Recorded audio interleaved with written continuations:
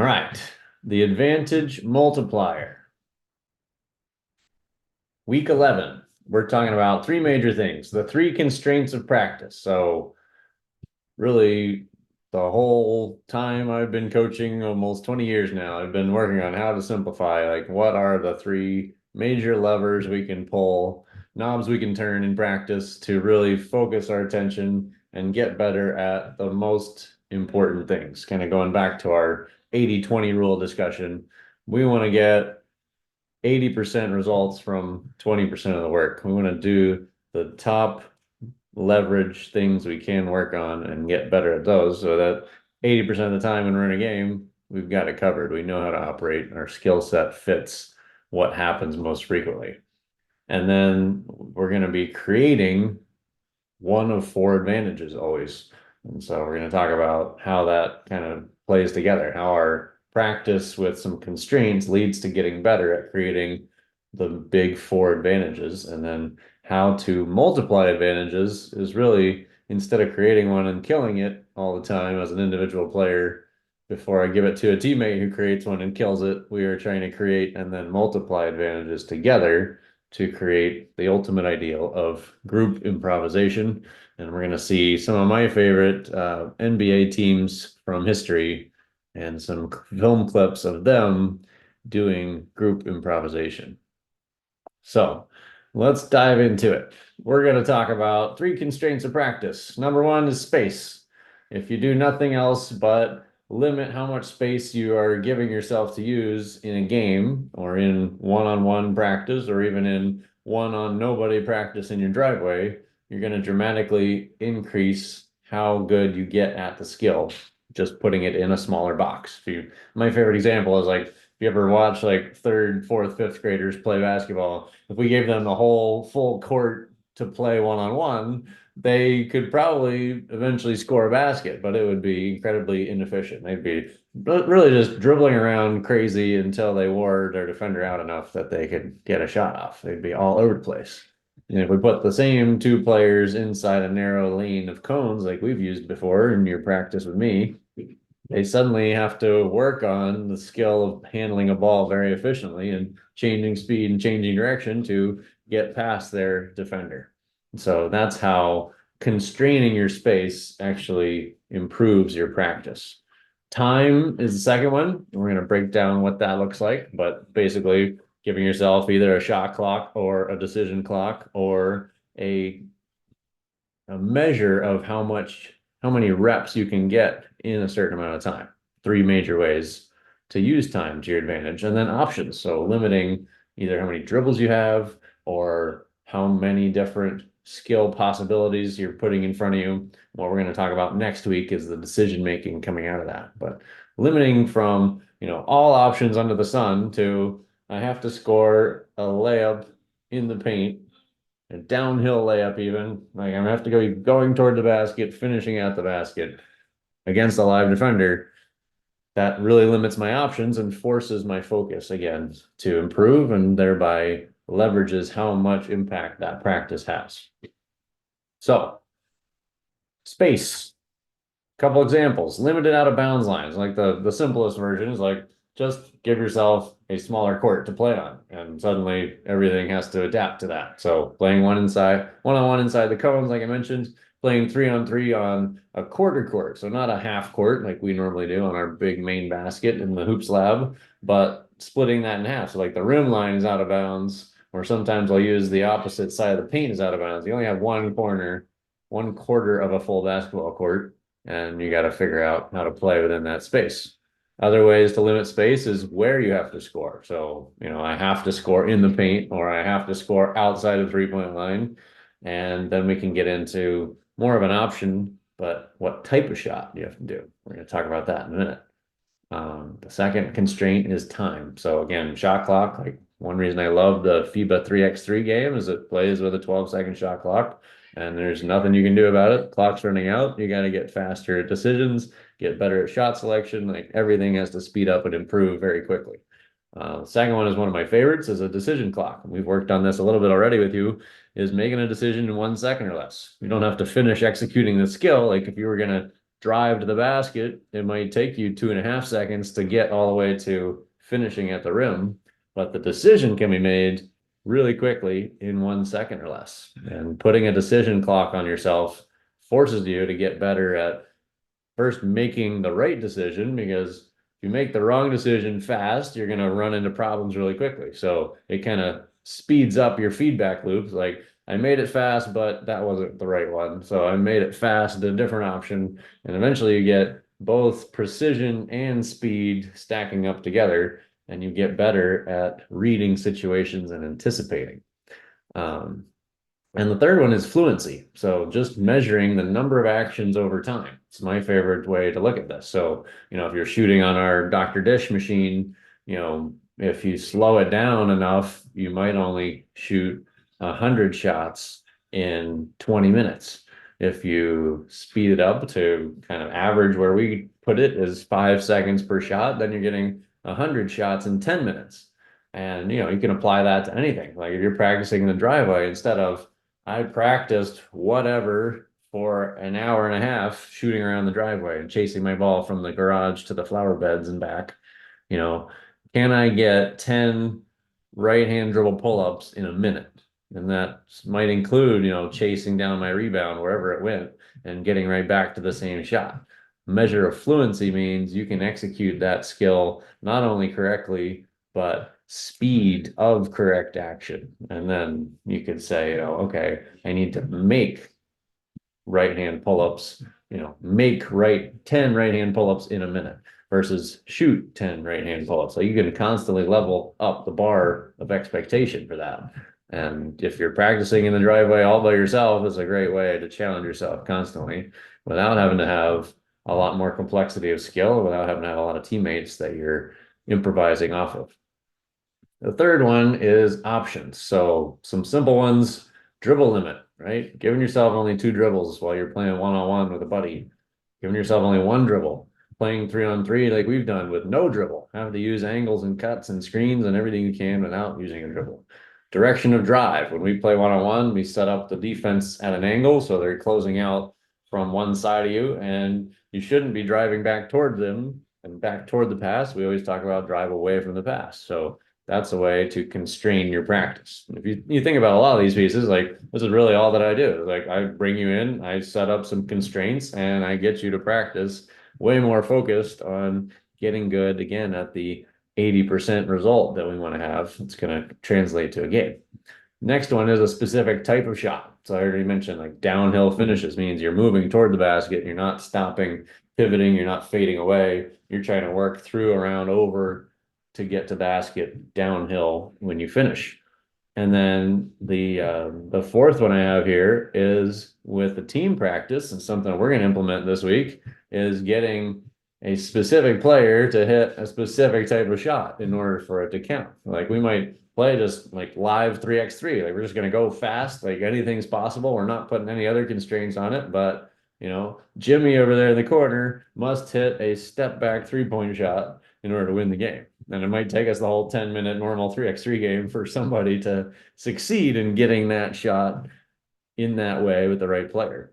And that can make it, really high level challenge. But again, really zero your focus on, like, how can we create that outcome that we want? And we get really good at that.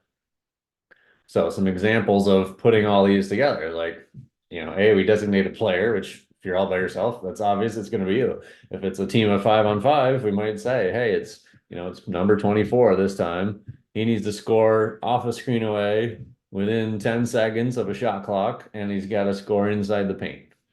Right? So we're using a screen away to get a shot inside the paint, and we have only 10 seconds. Like, there's limited number of options that can bring that outcome. So our focus is instantly all synchronized and coordinated as a team. Like, there's only a couple things we could do to get that. So let's see what we can do to coordinate ourselves and make that happen. It's a fantastic way to create what I call a shortcut to team chemistry, which we're going to talk about more. All right, the 4 advantages. Really, like I am prone to do, what I like to do with any concept is distill it down to the only things that are possible, the only things that you are doing. And so the 4 advantages that I've found, you are always trying to create one of these with whatever action you're on the court, whether it's individual or team-based, you're trying to create one of these advantages. So the first one is space. And I had a coach that really drilled this into me while I was his assistant coach doing player development back in North Carolina about 10 or 12 years ago. The hardest thing to guard is space. If you think about 2-on-1 and you got the whole court, that one defender can't possibly guard all the space unless the two players stand next to each other in the paint and maybe the defender has a realistic and he just blocks both of them. You guys have gotten smarter over time of playing that game. But the hardest thing to guard is not the most athletic player, not the best shooter, not the tallest guy. It's space. And no matter how skilled you are, or how big you are, or how fast you are, if you and a teammate can create space, that's the biggest advantage you have. Second is angle. And so if you create an angle with some space, we're going to talk about multiplying these in a minute. The defender can't get in front of you. Like you're so far away that you're either wide open to shoot and you're at an angle that you could shoot or drive. The defender is just SOL. He can't possibly stop both. And so that's the second advantage. So when we're doing our drive and kick, most of the time we're creating space and angle at the same time. If you move really far as the shooter during a drive, you're going to create a massive angle advantage that, again, you can do whatever you want with that to exploit the defense.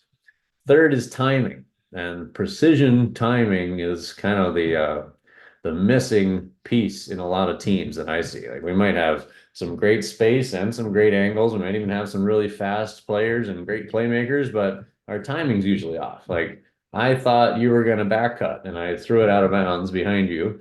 I thought, you were coming to ball screen me earlier and I had to wait for you to get there before I could use it. Meanwhile, all the defense got set. And, I thought that when I drove, you were going to move to that corner for me to kick it out and you didn't move or you were late moving and, that option wasn't there. I was stuck. And so if you start stacking these up, you have space, you have an angle, and you have precision timing so that you're not rushed and you're not waiting, then you start to really demolish defense very effectively. And the last one is speed. We've talked a lot about changing speeds as a ball handler. You can also think about changing speeds as a team, whether you're going from fast break to, slow down, methodical, intentional offense in a half court, or you're going quick decisions to just exploit whatever the defense had. Like you think about a drive and kick with a lot of space where you created an angle and the pass arrived on time. The last thing that's going to stop you from succeeding is a slow decision, right? You catch it and you hesitate and you don't shoot right away, you don't drive right away, and suddenly the defense is set and ready for you. And so the speed of that decision is really the last piece that makes all this work even better. These are like layers of, an evolution almost of you as a player. Like it's pretty rare that a middle school player is good at creating space. So we kind of have to do that first. And then if you're good at creating space, then creating space with an angle is great. And then if you can do that on time with a teammate and you can make a quick decision, then like you're just moving up the ladder of how well you can demolish a defense. So the multiplier effect, space plus angle is good. Space time angle is better. So this is multiplication instead of addition. Space plus angle, I would think of as like you created space and stopped and thought about it, or the next action happened in the game and then you created an angle. And you did both, but you didn't do them at the same time in a way that created, not only 1 + 1 is 2, but now you did 2 + 2 is 4. You are multiplying, right? And as we stack all these up, that effect just gets bigger. So like if I created some space one play, and then I created an angle the next play, and then I created pretty good timing with my teammate on another play. Yeah, that's great. But if you did space times angle times perfect timing, it feels amazing. Like that's the play where you like let out a holler, you let out a whoop because it felt so good in sync with your teammate. And then again, if you add the effect of speed onto this, right? If you have space and angle and timing and you make a quick decision, then you really become unstoppable. And so that's what I'm going to show you on video here toward the end of the three NBA teams that I think represent this the best is like they really could have scored four different times anywhere in the possession, and they chose to continue multiplying their advantage until the defense was just so far behind that they had no chance. And that's what I look at as being unstoppable. So, group improvisation. This is like the ideal that I'm always trying to move toward. And I think about, team chemistry is something that can evolve just from a lot of volume over a long period of time. So, like, if you have a group of, let's say, third graders that play together through third, fourth, fifth, sixth, seventh, eighth, and ninth grade, they get to freshmen, like that freshman team, if all 10 or 12 of those players have played together that whole time, they're going to be really hard to stop, right? They're like 7 years into team chemistry. And just by volume, they're going to get pretty good at knowing each other and anticipating and everything else that goes with it. So I think of the shortcut to team chemistry as having these advantages in mind, what we're trying to achieve, and then also having our kind of our core principles, right? Our principles of attacking. So like drive and kick is a principle. When he drives right, I move right. That's a way to simplify all teams' offense and create the ability to anticipate. So this is my definition of team chemistry is simplicity times the ability to anticipate, right? So you could have a simple offense, but if we're not working on the four advantages all the time, then we're not going to really create an advantage and the ability to anticipate where and when our player is going to need us. So like timing, for one, is really difficult if we have different ideas about what should be going on. We don't have good core principles that are simple. We got a lot of complex ideas. Once in a while, they might overlap, and like we connect with a teammate that feels really good, but it's like, that was random once per season that happened versus consciously, intentionally setting this up so that we have a really simple operating system and we have an incredible ability to anticipate where and when our teammates need us, where and when our teammates will be open. And that allows us to kind of manufacture team chemistry without having that 7 years of playing year round with the same group of guys to really form team chemistry. So on the contrast of this, most teams have the opposite. They have a really complex offense. And this I would point toward coaches. Like they have this huge scheme in their brain about all these really cool ideas and things that really don't fit together. And they're complex, they're contradictory, they're often confusing. Like their playbook is, thick with two C's. They get really excited about plays and a thick playbook, but all that does is convolute this whole idea. It makes it really complex and confusing for players. And then they don't have any consistent principles because they're pulling plays from over here and this one on YouTube and this one from my high school coach and that one from the NBA. All of them are contradictory. And so there's no underlying principle that says drive right, move right. It's like in this play, you're supposed to screen Johnny and then come back out. And that player is supposed to screen Johnny and roll in. And to the coach, that makes sense. To the player, you're telling them opposite things on opposite plays, and there's no consistency. And so they rarely get to the point of really good enablement of anticipation, and they very rarely have good timing. So very poor timing is kind of the normal. So we're got complex offense that doesn't make sense and no consistent principles to underlie it, and very poor timing, and therefore we're pretty easy to guard. Defenses can pick you apart because they see the pattern coming, they see a little bit confusion from the players trying to run this complex offense.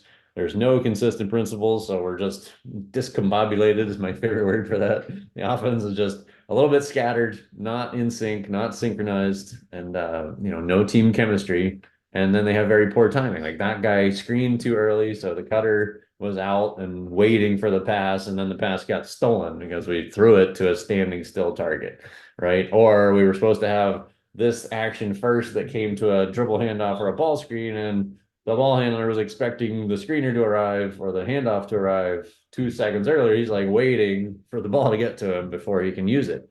And so all that stacks up to be easy to guard.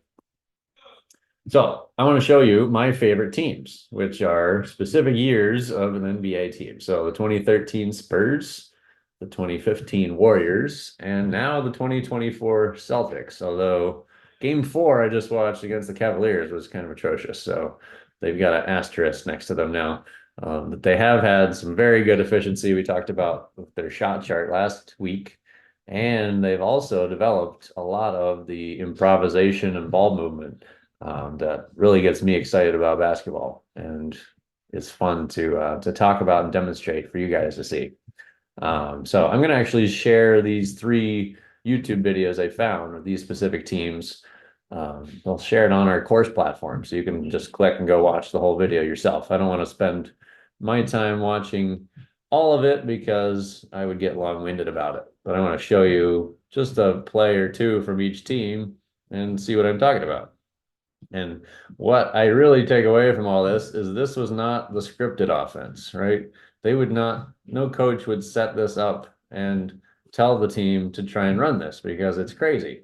And it would very rarely work out based on how the defense was playing. This is group improvisation where all they did was read what the defense was giving them and come up with a possible solution. And they just kept attacking until they multiplied an advantage of space into an advantage with angle, into an advantage of great timing, and they added a quick decision to it. And suddenly all those things stacked up to where, again, the defense just had no chance. Like, look at this poor guy 3-on-1. There was no way he was going to stop that play.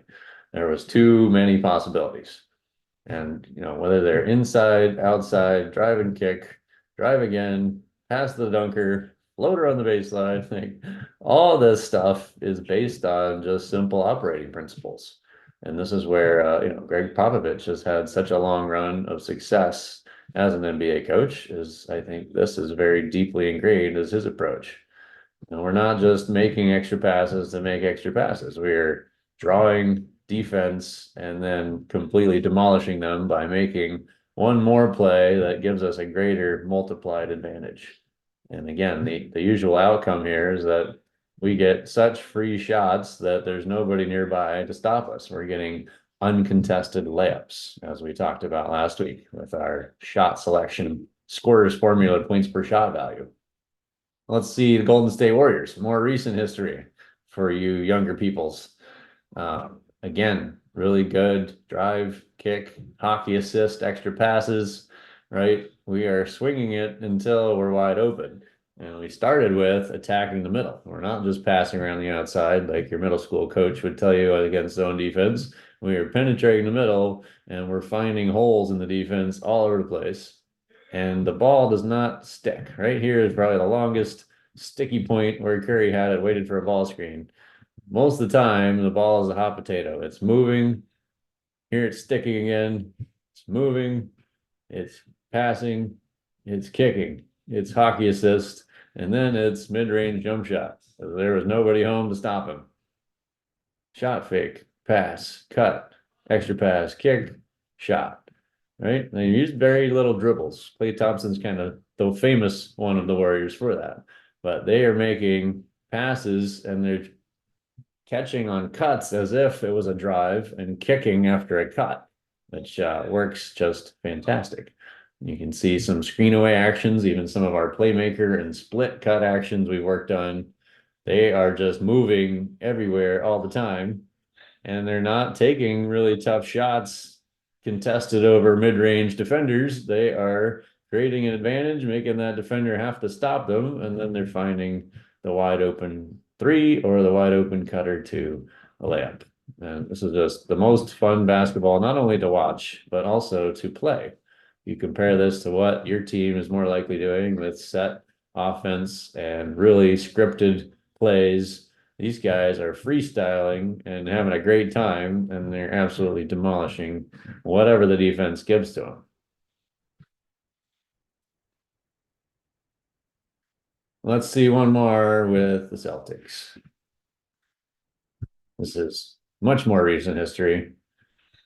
Little ball screen, but the roller catches and kicks. So again, it's like a cutter drive. When Horford catches it in the paint on a roll, defense collapses. He's finding the shooter. Extra hockey assist, drive, extra swing, kick. Tatum was the one. I actually want to go back to that because, all right, it's coming, swinging around. Cornette, Pritchard screen, swing to Tatum. Now, right here, Tatum makes the decision, which I wish he would make more often, which is he's got 1-on-2. He's got 1-on-3. He kicks it.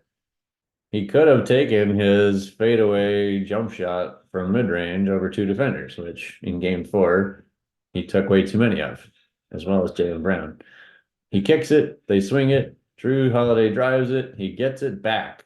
And now what is he shooting? Wide open, uncontested, three-point shot. That is like a layup for most NBA players. And if you work at it, it can be the equivalent of a layup for you. But not taking this contested mid-range out of a spin move, fade away over two defenders, is the decision that makes the difference for the whole Celtics offense. Now, this one I want to use as a quiz question. I'm going to ask you this when you get to the court. If you've made it this far, I will know. Pass to Porzingis from Jrue Holiday. What should Holiday do right now? That's the question. We're going to see what they do.